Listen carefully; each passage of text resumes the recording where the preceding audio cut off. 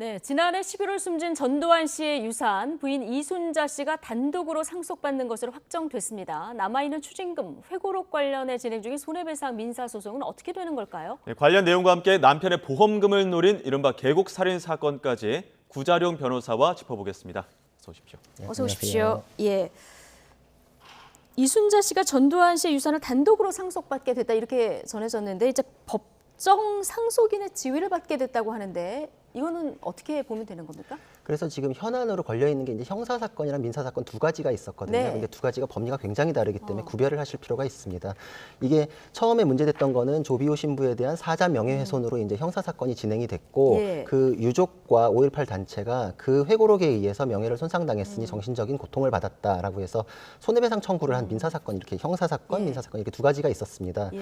근데 형사 사건에 대해서는 그 개인에 대해서 행위에 대한 책임을 묻는 거기 때문에 그 책임에 대해서 처벌이 내려지더라도 상속인들에게 넘어갈 수가 없습니다. 예. 이거는 쉽게 생각해서 징역형이 나왔는데 그 사람이 사망했다 그래가지고 네. 뭐 아들에게 대신 와서 징역을 살아라 이렇게 할 수 없듯이 몰수, 추징 이런 부가형에 대해서도 상속이 이루어지지 않습니다. 그렇군요. 예, 그래서 지금 사자 명예훼손에 대해서는 1심에서 징역 8개월에 집행유예 2년이 선고가 됐다가 항소가 됐었는데 예. 전두환 전 대통령의 사망에 의해 가지고 이미 공소기각 판결로 정리가 됐습니다. 그렇죠. 예, 그리고 민사소송은 남아 있는데 이거는 사망에도 불구하고 진행될 수 있는 이유가 재산적인 금전 관계는 상속이 이루어질 수 있기 때문에 그렇습니다. 아, 그렇군요. 예, 그래서 민사소송에서 지금 1심에서 7천만 원의 손해를 배상을 해라라는 판결이 나왔고 쌍방에서 항소를 해서 2심이 진행 중인데 네. 그 본인의 사망이 있었기 예. 때문에 이 경우에는 상속인들이 소송을 수개할 것인지 요거를 결정하는 절차가 있기 때문에 상당 기간 지금 그거를 정리하느라고 재판이 멈춰 있었던 것입니다. 근데 네. 이순자 여사가 지금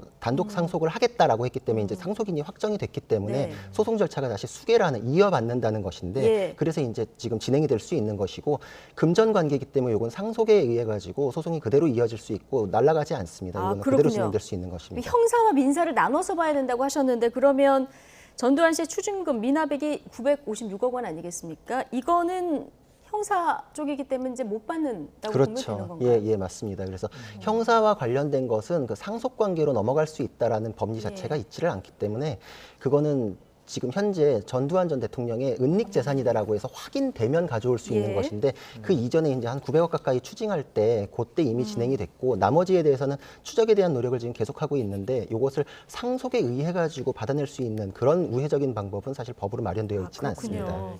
이 민사 소송 같은 경우에는 어쨌든 법적 책임을 상속을 받은 상황인데 이 민사 소송 내용은 어떤 내용들이 좀 있습니까?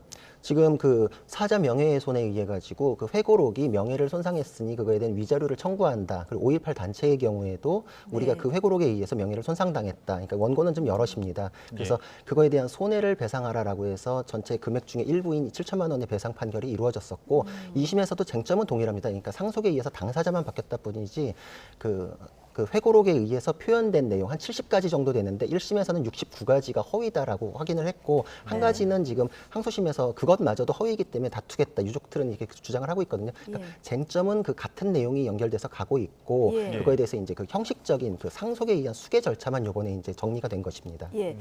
그럼 회고록 관련해서는 소송이 승계가 되는 건데 광주고법의 최종 변론이 5월에 있는 거죠? 네, 맞습니다. 예. 그래서 지금까지는 그 형식적인 면을 그 정리하기 위한 예. 것이었는데 좀 피고 쪽에서는 이순자 여사의 단독 이제 상속을 했다라는 것을 이제 언급을 했고 그래서 이제 원고 쪽에서 그럼 수개 절차를 밟겠다라고 예. 해서 이제 이 부분이 정리되는 것이고 네. 나머지는 이제 다시 쟁점으로 돌아가서 방금 말씀드린 그거에 대한 판결이 이루어지는 절차입니다. 예. 주제를 바꿔서 다른 사건도 한번 짚어보도록 하겠습니다. 지금 한 방송사 탐사 프로그램에 나왔던 사건인데 경기도 가평에서 3년 전에 남편을 계곡에서 밀어서 살해했다 이런 혐의로 수사를 받던 30대 여성입니다. 공범이랑 같이 지금 공개 수사, 공개 수배에 나선 일이 있었죠? 예, 맞습니다. 이 사건은 처음에는 익사 사건으로 분류가 돼가지고 단순 사고사로 내사 종결 처리됐었습니다. 근데 네. 그 유족이나 지인들이 이거 혐의점이 있다라고 다시 또 제보를 해서 수사가 이어지고 있었고 네. 여기에서 이제 감추어졌던 진실이 드러났던 게 8억의 생명보험금이 걸려 있었다라는 사실이 드러났습니다. 근데 예. 수사와 이런 것이 진행이 되니까 보험사에서는 보험 사기가 의심된다라면서 보험금 지급을 하지 않았습니다. 그러니까 실제 남편이 사망한 뒤에 보험금을 청구를 했었군요. 예, 했습니다. 예. 예. 근데 이게 지금 뜻대로 안 되니까 보통 이 진범들이 사건을 자기 입장에서 자기 프레임으로 진행해서 왜곡시키고 혼선을 주기 위해서 자기가 제보를 하는 경우들이 많습니다. 이것도 약간 유사하게 생각할 수 있는데 자기가 유족으로서 굉장히 억울한데 생명보험금을 지급하지 않는 이런 부당한 일을 겪고 있다라고 하면서 SBS 예. 그것이 알고 싶다에 자기가 제보자로서 이 사건을 제보를 하고 그래서 지금 거대 보험사의 횡포에 의해서 굉장히 고통을 받고 있다 이런 식으로 제보를 했었는데 오히려 지금 취재를 하다 보니까 너무나 많은 의심점들이 나왔고 그래서 네. 사건이 이제 좀 전환돼 가지고 예. 그 아내와 내연남에 의한 살인이 의심스럽다라는 내용으로 이제 보도가 준비가 돼가니까 예. 오히려 자기가 제보를 해가지고 취재가 시작됐는데 또 방송 금지 가처분 신청을 걸었었습니다. 근데 복잡하군요. 예, 예. 근데 법원에서는 이게 취재가 합당한 그런 의혹에 의해 가지고 진행된 취재이기 때문에 정당하다 보도를 금지할 이유가 없다라고 해서 네. 오히려 기각 판결을 했고 예. 그래서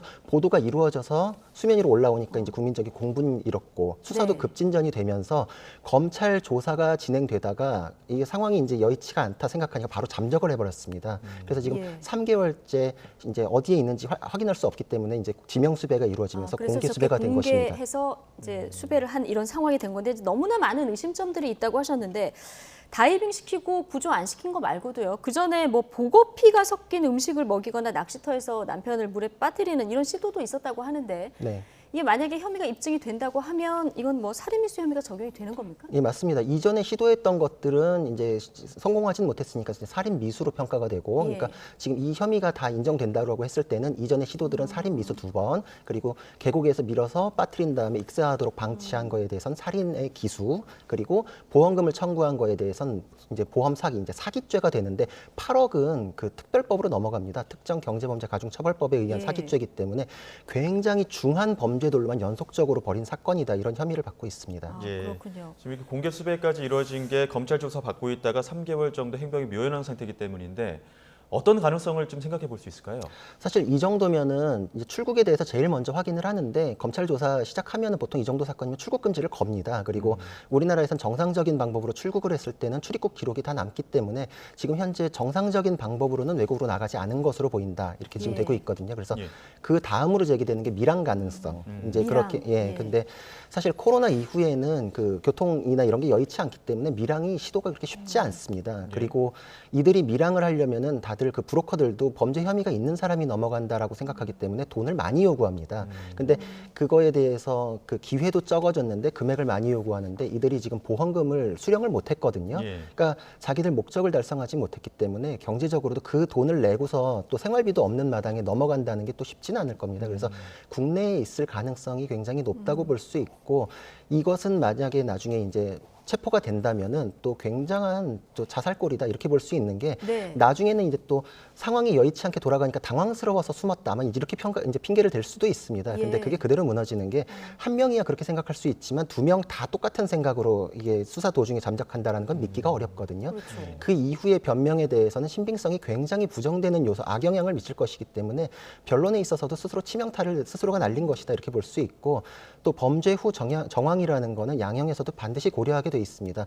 도주하고 부인하는 것들은 굉장히 가중되는 그런 양형 요소가 되기 때문에 예. 이들이 지금 절대 뭐 숨을 수도 없고 시간이 오래될수록 이거는 뭐 형벌 2번 산다라고 평가할 정도의 그런 안 좋은 형벌을 2번 산다. 예, 보통 저는 이제 예. 의뢰인들이랑 얘기할 때 뭐 도주하면은 그 기간만큼도 지옥이고 와가지고 예. 다시 또 형벌을 이어서 살아야 되기 때문에 형벌 2번 산다 이렇게 표현을 하거든요. 그리고 이 정도 사안이 다 유죄로 인정됐을 경우에는 살인 범죄 중에서도 뭐 우발적인 살인, 뭐 미필적 예. 여러 가지 이제 단계가 있습니다. 근데 이거는 정말 전형적인 계획 살인 범죄이기 때문에 예. 양형에서 선처 요소가 전혀 없습니다. 이거는 사실 이 모든 혐의가 인정될 경우에는 뭐 무기징역까지도 봐야 되지 않나 이런 예. 생각이 들 정도의 사건입니다. 입증만 된다고 하면 뭐 고려 요소가 양형에서 들 부분이 하나도 없다. 네. 자, 이렇게까지 보셨는데 어떻게 되는지 좀 보도록 하고요. 자, 이 촉법소년 나이 기준 계속 이제 얘기가 나왔었는데 법무부가 최근에 이제 촉법소년 나이, 그러니까 형사처벌이 면제되는 이 나이죠. 이 나이를 낮추는 방안을 검토하겠다. 이걸 인수에 보고를 했는데 지금 기준은 만 14세로 돼 있는 거죠. 네, 맞습니다. 예, 이거, 예. 형법에 14세 되지 아니한 자는 처벌하지 않는다라는 이제 법이 있습니다. 그래서 그 14세 되지 아니한 자는 처벌할 수 없는데 그렇다고 해서 이거를 형사적인 그 절차에서 완전히 배제하느냐 그러기는 좀 어려우니까 그래서 10세에서 14세까지를 촉법소년이라는 별도의 분류를 해가지고 관리를 하고 있는데 이들은 형사처벌을 못하고 가정법원 소년부에 의한 보호처분 대상으로만 다루어져 왔는데 근데 우리나라의 보호처분이 굉장히 솜방망이고 이건 형사처벌이랑 사실 질적인 차이가 있기 때문에 예. 그 소년들 같은 경우 아예 우리는 처벌을 못한다라는 인식까지 있었을 정도이기 때문에 굉장히 문제가 많이 되어 왔고 네. 그래서 그 형사 미성년자에 대한 나이를 낮추면서 촉법소년이 이제 연동돼서 내려가는 면이 예. 있거든요. 그런 논의가 이제 계속 이어져 왔던 것입니다. 예. 예. 12세 미만까지로 또 검토되고 있는 것 같더라고요. 예, 맞습니다. 그 전 세계적인 추세를 봤을 때도 나이를 좀 하향하는 추세가 있거든요. 그리고 문제 12세라고 하면은 이제 초등학생 이상, 그러니까 중학생 이상으로 보면 되는 건가요? 그러니까 중학생보다 이제 더 아래로 내려간다 이런 뜻이죠. 이제 예. 12세까지로 하면. 예. 근데 그 지금 문제가 뭐냐면은 그 14세로 결정했던 그 법이 1953년도에 그 나이를 규정을 해가지고 예. 지금까지 단 한 번도 개정된 적이 없습니다. 그러니까 그때의 교육 수준이나 지적 상태에 비해서 지금은 굉장히 또 하늘과 땅 차이의 그런 상황이 이제 발생을 했거든요. 그러니까 예. 교육 수준과 지적 능력의 그 상황이 다르기 때문에 그렇죠. 현실에 맞게 조율할 필요가 있다라는 논의가 굉장히 많았고 그래서 네. 이전부터도 그 입법안이 발의는 많이 됐었습니다. 네. 또 이전에 이낙연 총리께서도 국회에 그 개정 입법에 대해서 발의를 해달라고 요청을 하기도 했었거든요. 그것들이 이제 받아들이지는 않았지만 이런 논의가 많았다는 것 자체가 국민적인 그런 공감대는 형성되어 오고 있었다. 그게 굉장히 장기간에 이루어진 공감대이기 때문에 이번에는 굉장히 그 개정법에 대해서는 무르익은 상황이기 때문에 통과가 될 가능성이 높지 않겠나 이렇게 생각이 예. 됩니다. 예, 뭐 최근에 소년법 악용하는 사례도 많고 이런 이슈들이 워낙 커지다 보니까 드라마로 또 화제가 되기도 했었는데 실제로도 통계상으로도 촉법 소년의 어떤 사례들이 많이 나오고 있지 않습니까? 많이 나옵니다. 굉장히 많습니다. 왜냐면은 이 어린아이들이 뭐 무슨 죄를 저지르겠나 이렇게 쉽게 생각하실 수가 있는데 작년 통계로는 10,000건이 넘거든요. 예. 그리고 해마다 1,000건 이상씩 증가하고 있기 때문에 증가 추세가 굉장히 가파릅니다. 예. 그리고 또 하나 짚어내야 할 부분은 내용상으로도 굉장히 좋지 않다. 왜냐면은 무슨 과실 범죄나 이렇게 좀 참작할 만한 범죄가 아니라 굉장히 흉악 범죄가 많습니다.